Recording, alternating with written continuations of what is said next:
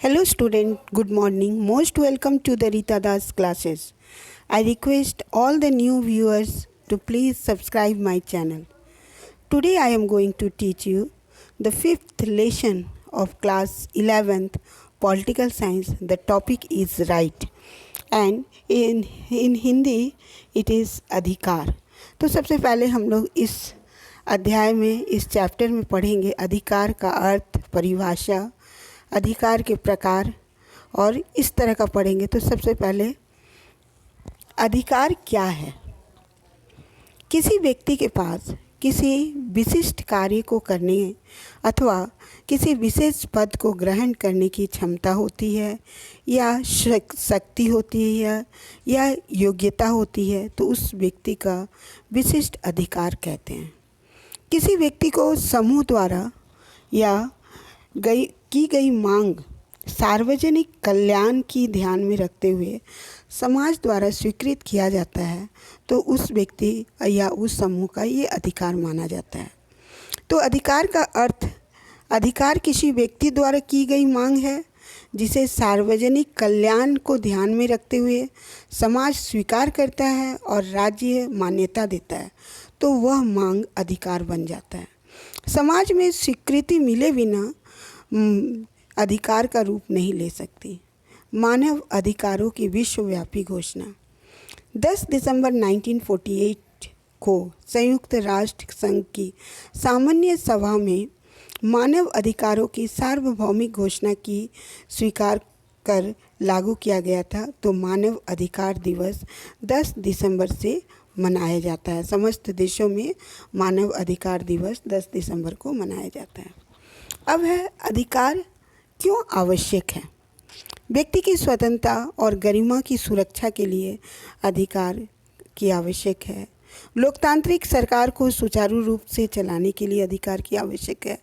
व्यक्ति की प्रतिभा और क्षमता को विकास करने के लिए अधिकार की आवश्यकता है। व्यक्ति के संपूर्ण विकास के लिए अधिकार की आवश्यकता है। अधिकार रहित व्यक्ति बंद पिंजरे के पक्षी के समान हो जाता है। अधिकारों की उत्पत्ति कहाँ से होती है? प्राकृतिक अधिकारों का सिद्धांत है जीवन, स्वतंत्रता और संपत्ति। प्राकृतिक अधिकार 17 और 18 शताब्दी में हुई थी और दूसरा है आधुनिक युग में प्राकृतिक अधिकार अस्वीकार्य मानव अधिकार सामाजिक कल्याण की दृष्टि से महत्वपूर्ण है। तो यहाँ बताया गया है कि अधिकारों का प्रकार है तो 3 प्रकार के होते हैं। एक प्राकृतिक अधिकार होती है जो कि जन्म के समय मिला अधिकार, जीवन, स्वतंत्रता और संपत्ति। नैतिक अधिकार व्यक्ति की नैतिक भावनाओं से जुड़े अधिकार को माना जाता है। कानूनी अधिकार जिसे राज्य का कानून उसको मान्यता देती है। तो यहाँ 3 प्रकार के अधिकार के विषय में लिखा हुआ है, प्राकृतिक अधिकार, नैतिक अधिकार और कानूनी अधिकार। अब है अधिकारों की क्या क्या विशेषताएं हैं। अधिकार असीमित नहीं होते, सीमित मात्रा में होती है। अधिकार समाज में ही संभव हो सके, समाज के बाहर अधिकार का हम कामना नहीं कर सकते। अधिकार व्यक्ति का दावा है। चौथा, अधिकार किसी व्यक्ति का विशिष्ट कार्य करने की शक्ति है। अधिकार समाज द्वारा ही मान्यता प्राप्त होता है और अधिकार राज्य द्वारा प्रदत्त एवं सुरक्षित रहता है। अधिकार के साथ कर्तव्य भी जुड़े रहते हैं। अब है नागरिकों के देश के प्रति क्या क्या कर्तव्य होना। यहाँ तो अधिकार की विशेषता हम लोग बता दिए। अब है नागरिकों के देश के प्रति क्या कर्तव्य होनी चाहिए। नागरिक का प्रथम कर्तव्य अपने देश के प्रति वफादारी होना चाहिए। दूसरा, कानून का पालन करना चाहिए। तीसरा, कि वह सार्वजनिक संपत्ति की रक्षा करे और चौथा, कि ईमानदारी से सरकारी करों को भुगतान करे। तो यहाँ सबसे पहला अधिकार जो प्राकृतिक अधिकार है उसके बारे में हम पढ़ेंगे। क्या होती है प्राकृतिक अधिकार? वह अधिकार जो किसी व्यक्ति को प्राकृतिक रूप से प्राप्त है प्राकृतिक अधिकार कहलाता है।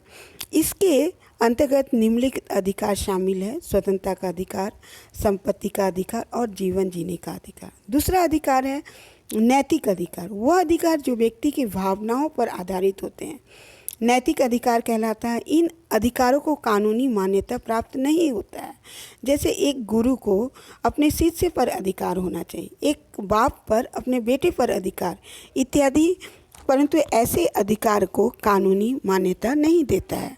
और तीसरा अधिकार है कि कानूनी अधिकार, वह अधिकार जो राज्य की मान्यता प्राप्त होता है और राज्य के कानून इन्हें लागू करते हैं, उसे कानूनी अधिकार कहलाती है। कानून से प्राप्त अधिकार निम्नलिखित हैं। एक है मौलिक अधिकार, दूसरा है सामाजिक अधिकार, तीसरा है राजनीतिक अधिकार, यहाँ चौथा है आर्थिक अधिकार। तो सबसे पहले यहाँ मौलिक अधिकार का ये चित्र बना हुआ है। तो मौलिक अधिकार में स्वतंत्रता, समानता और शोषण के विरुद्ध अधिकार, धार्मिक स्वतंत्रता का अधिकार, सांस्कृतिक और शैक्षणिक अधिकार और संवैधानिक उपचारों का अधिकार है। ये अधिकार अगर हनन होता है तो हम न्यायालय के दरवाज़ा खटखटा सकते हैं और इसके विरुद्ध कार्रवाई कर सकते हैं, तो इसे मौलिक अधिकार कहा जाता है। तो मौलिक अधिकार क्या है? तो कोई भी अधिकार, मौलिक अधिकार में ये 6 मौलिक अधिकार आते हैं और इसमें अगर किसी भी अधिकार का हनन होता है तो हम न्यायालय जा सकते हैं और इसके विरुद्ध कार्रवाई कर सकते हैं। अब है राजनीतिक अधिकार। सामाजिक अधिकार है जो समाज में रहने के लिए जो अधिकार प्राप्त है उसे हम सामाजिक अधिकार, जीने के लिए, रहने के लिए अधिकार चाहिए हमको, और संपत्ति का अधिकार चाहिए, ये सब सामाजिक अधिकार में आते हैं। राजनीतिक अधिकार मत देने का अधिकार है, निर्वाचित होने का अधिकार है, सरकारी पद प्राप्त करने का अधिकार है। तो ये है राजनीतिक अधिकार है। अब नागरिक अधिकार है, देश में कहीं आने जाने की स्वतंत्रता होनी चाहिए, विचार को हम अभिव्यक्त कर सकते हैं। आर्थिक अधिकार, काम करने का अधिकार होना चाहिए, संपत्ति खरीदने का अधिकार होना चाहिए। अधिकारों की दावेदारी, सार्वभौम अधिकार, शिक्षा का अधिकार, अभिव्यक्ति की स्वतंत्रता, कुछ कार्यकलाप, तो ये सब है कि हम इसका दावा कर सकते हैं, हमको मिले। जिन अधिकार नहीं माना जाता, जैसे ये कार्यकलाप जो समाज के स्वास्थ्य और कल्याण के लिए नुकसानदेह है, जैसे धूम्रपान करना, नशीली या प्रतिवेशित दवाओं का सेवन करना, ये सब अधिकारों का नुकसानदेह है और इसको हम दावा नहीं कर सकते। अधिकार और राज्य, अधिकार एकमात्र राज्य की सृष्टि के द्वारा ही बना हुआ है। दूसरा, किसी अधिकार कोई अस्तित्व नहीं होता जब तक उसे राज्य मान्यता नहीं देता। तीसरा है राज्य अधिकारों को शक्तिशाली भी बनाता है और दुरुपयोग होने से उसे रोक सकता है। चौथा है अधिकारों की रक्षा राज्यों की दायित्व होती है। तो यहाँ अधिकार राज्य के, इसमें हम लोग समझे राज्य के द्वारा ही मान्यता प्राप्त होती है और राज्य इसको रोक भी सकता है। अधिकार कैसे शक्तिशाली हो सकती है?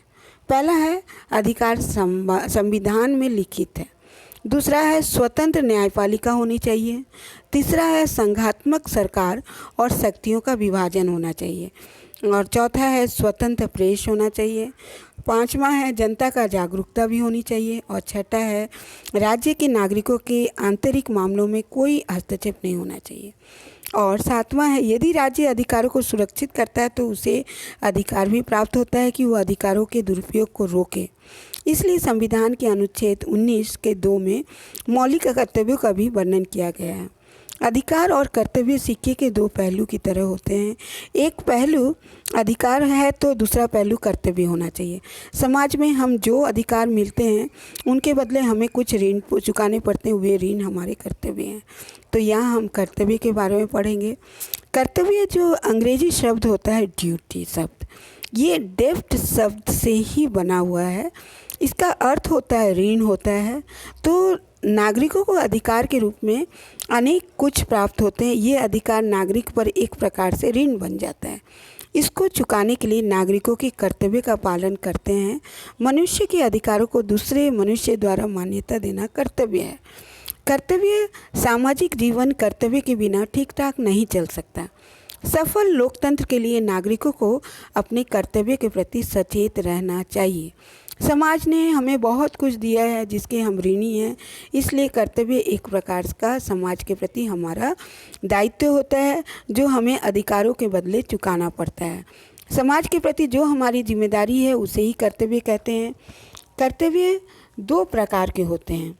एक कर्तव्य जो कि नैतिक कर्तव्य होते हैं और दूसरा कर्तव्य जो कि कानूनी कर्तव्य होते हैं। पहला है नैतिक कर्तव्य, वह कर्तव्य जो किसी के द्वारा लादा नहीं जाता है, अपितु व्यक्ति के भावनाओं से उत्पन्न कर्तव्य होता है, जिससे एक व्यक्ति जिम्मेदारी के रूप में निर्वाह करता है। चरित्र, प्रत्येक नागरिक का कर्तव्य है कि वह अपने चरित्र का निर्माण करे और समाज में नैतिक विकास के लिए सदाचारी बने।